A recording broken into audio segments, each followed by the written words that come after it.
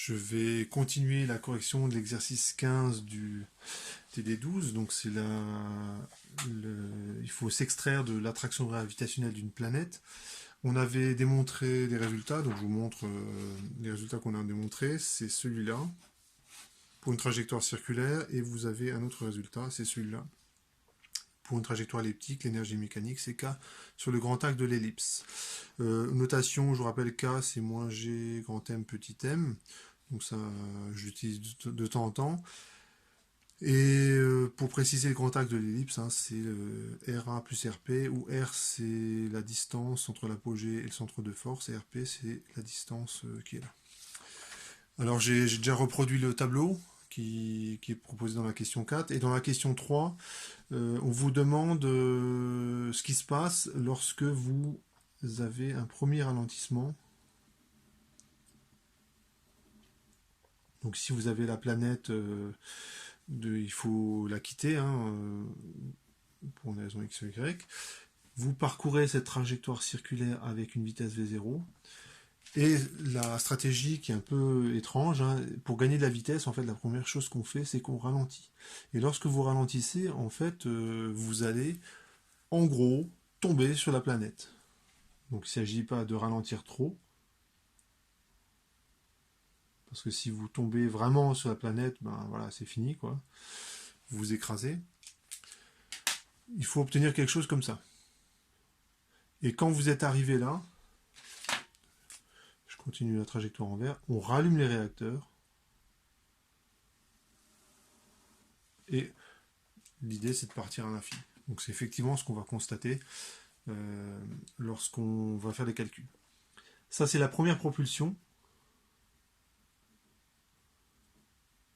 Donc vous mettez les réacteurs dans le sens opposé à votre vitesse, vous ralentissez. On passe de V0 à V0 à V0 sur 2. Je crois on l'appelle V1 dans l'énoncé. C'est R0. Et lorsque vous faites la propulsion, ça dure très peu de temps. Ça dure quelques secondes, donc en fait la R ne varie pas. Ensuite,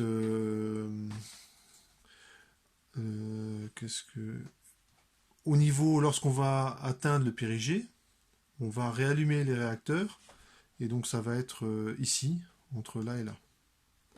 Alors, ce que vous devez tout de suite vous rendre compte, c'est que l'énergie mécanique et la constante des airs sont des constantes du mouvement à condition qu'il n'y ait pas d'opérateurs qui viennent allumer ou éteindre les réacteurs. Donc par exemple, lorsqu'on passe de cette case à cette case, il y a quand même l'opérateur qui a allumé les réacteurs. Donc ici, on n'a pas conservation d'énergie mécanique. Parce que l'opérateur, lorsqu'il intervient, il exerce une force de propulsion avec les réacteurs qui n'est pas conservative. Donc, du coup, l'énergie mécanique ne se conserve pas. Et je peux le dire aussi, la même chose de la constante des airs. Et lorsque vous faites la deuxième propulsion, c'est la même chose. La constante des airs et l'énergie mécanique ne se conservent pas. Donc vous n'avez conservation que de là à là, que de là à là, que de là à là, que de là à là. Donc on va commencer à remplir le tableau. Alors ici, l'énergie mécanique, c'est facile. J'utilise la formule K sur le grand axe de l'ellipse. Et quand l'ellipse, c'est un cercle, le grand axe, c'est 2 fois le rayon. Donc vous voyez, c'est vraiment facile. Je vous rappelle que K, ça vaut moins grand G, grand M, petit m. Voilà.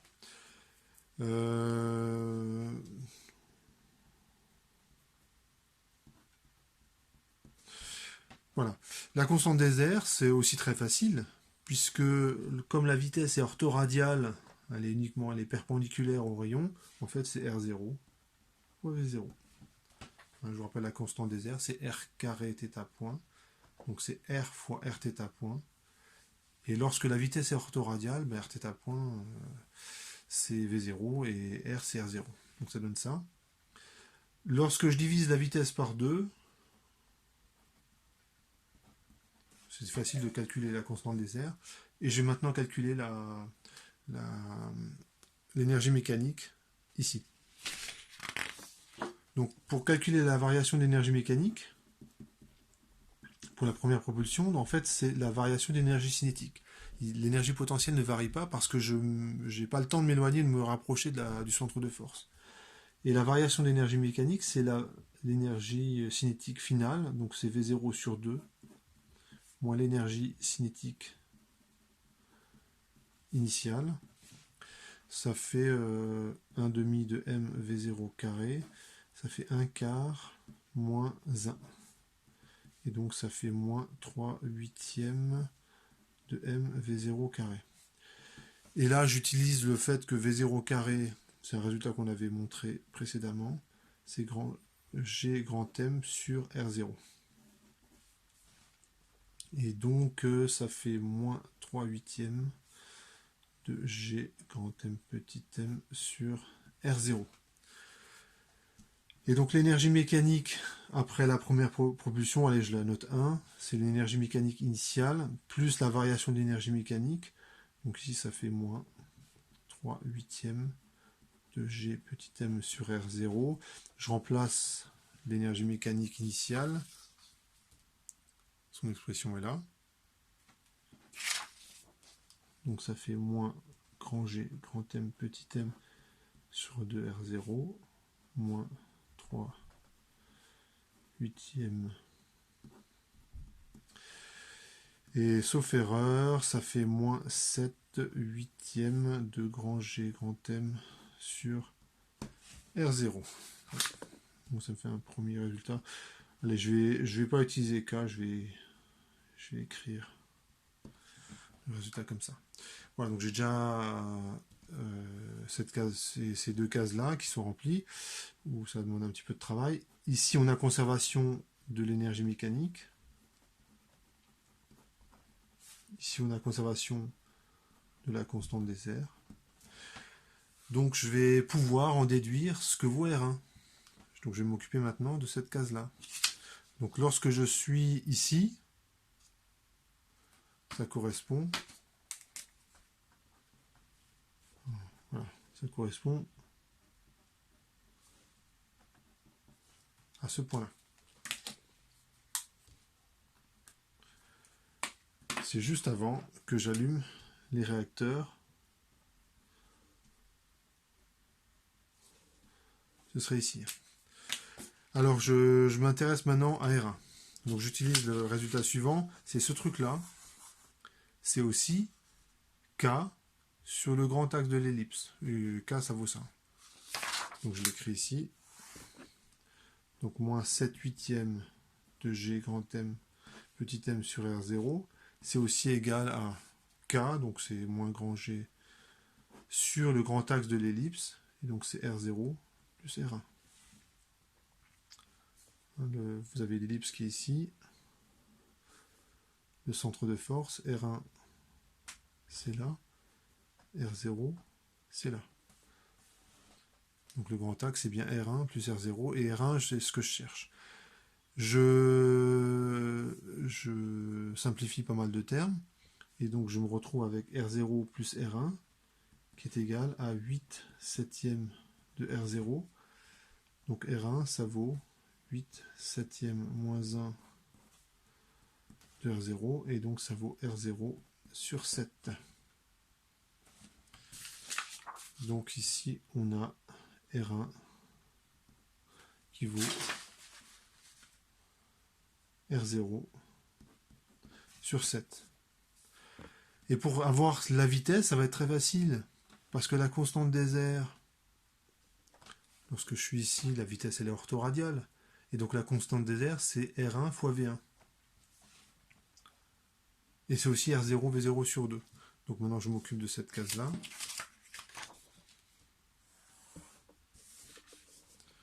La constante des airs, c'est R0, V0 sur 2. Et c'est aussi égal à R1, V1. Et donc j'en déduis que V1, ça vaut R0, V0 sur 2, R1. Et donc ça fait 7 demi. de V0. Donc ce que je constate, c'est qu'effectivement, on gagne de la vitesse. Hein, lorsque le vaisseau il tombe sur l'astre central, on gagne de la vitesse.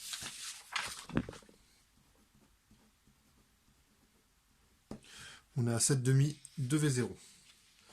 Et maintenant, on va démarrer la deuxième propulsion. Donc on va gagner de la vitesse cette fois-ci. On va passer de 7,5 de V0. Donc ça c'est l'opérateur qui le décide. On rajoute 3,5 V0. Donc en fait, on arrive à 7... qu'est-ce que j'ai écrit là 7 V0. Donc ça c'est l'opérateur hein, qui décide. Hein. C'est celui qui est aux commandes. Donc on peut calculer la variation d'énergie mécanique. Donc je vais m'occuper de cette case-là. Ça donne quoi?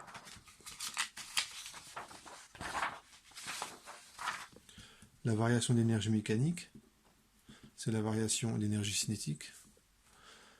Et ça donne quoi? Ça fait l'énergie cinétique finale. Donc c'est 7V0 le tout au carré, moins l'énergie cinétique avant la propulsion. Donc c'est 7,5 de V0 au carré. Et tout calcul fait,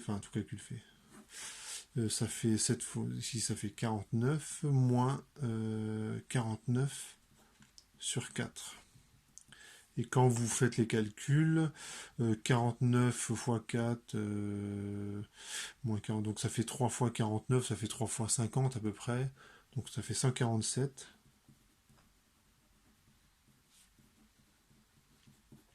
Car pour la variation d'énergie mécanique. Et donc l'énergie mécanique, allez, appelons-la 2. C'est l'énergie mécanique 1, donc avant la deuxième propulsion, plus ce truc-là.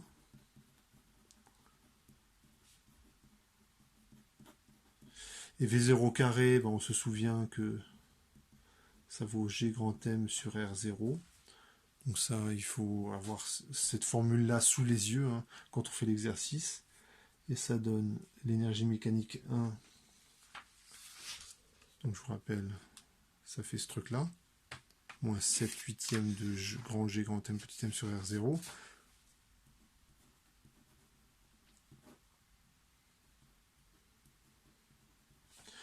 Et je rajoute, donc je remplace V0 carré par ça.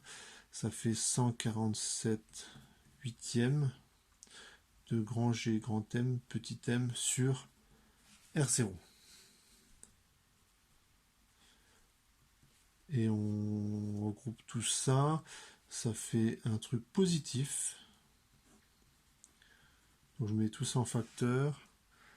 Ça fait moins 7 plus 147.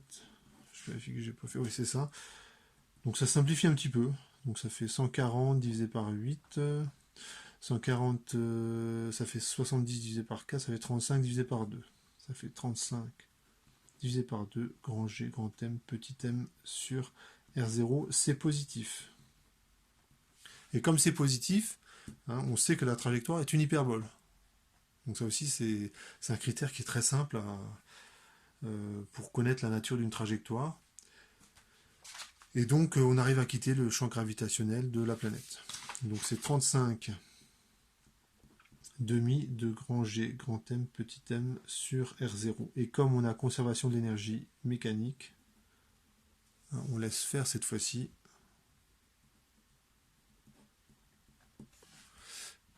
On a ceci. R ici, pendant la deuxième propulsion, elle est suffisamment rapide cette propulsion pour que R ne change pas significativement, donc on a conservation de petit r. Ici on a l'infini, cette fois-ci. Pour avoir la vitesse, je vais simplement écrire que l'énergie mécanique, lorsque je suis en infini, elle est uniquement sous forme d'énergie cinétique. Il y a l'énergie potentielle, gravitationnelle, elle est égale à 0. Donc à l'infini, l'énergie potentielle est nulle, donc l'énergie mécanique 2, c'est 1 demi de m v infini au carré. Donc je remplace, ça fait 35 demi de grand G grand M sur R0, c'est 1 demi de m V infini au carré. Donc là, je vais utiliser la relation V0 carré égale grand G grand M sur R0 dans l'autre sens. C'est parce que j'aimerais bien avoir V infini en fonction de V0. Donc en fait, ce truc-là, je vais le remplacer par V0 carré.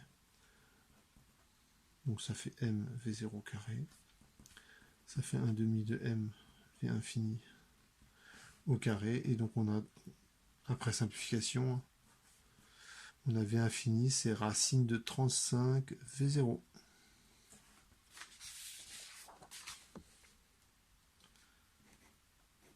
Et 35, c'est à peu près 36. Et racine de 36, c'est 6. Donc c'est environ égal à 6 fois V0.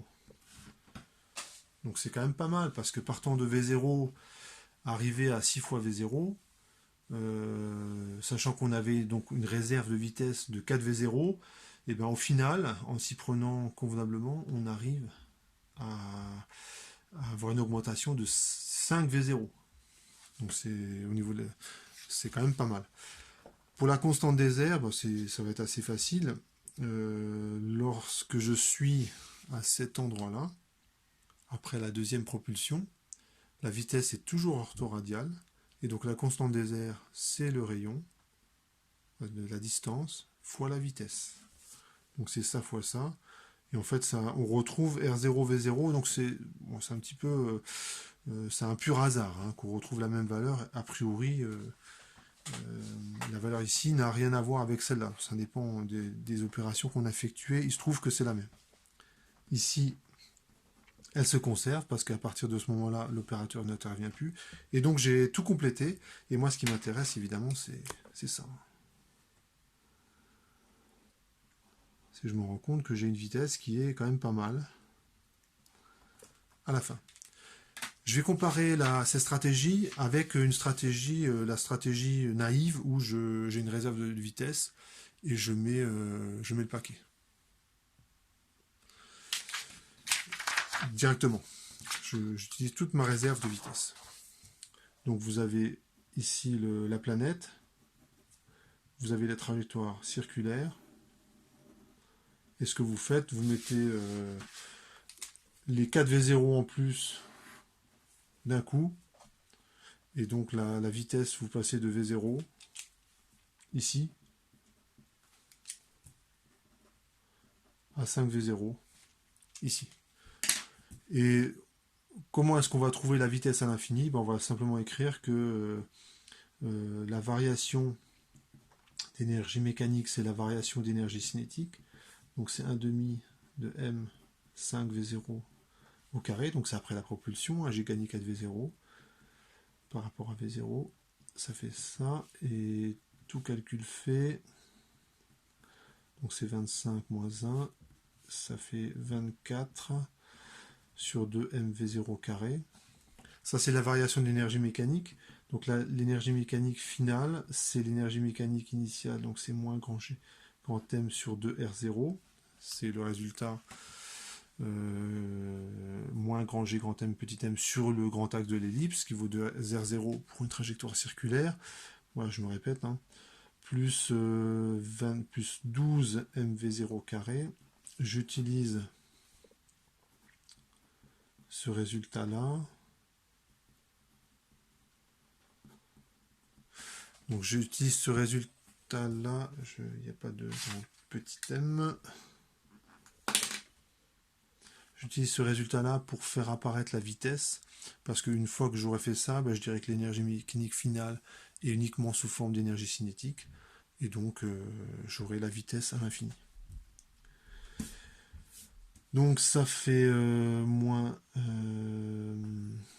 m v0 carré sur 2 plus 12 mv0 carré. Et ça fait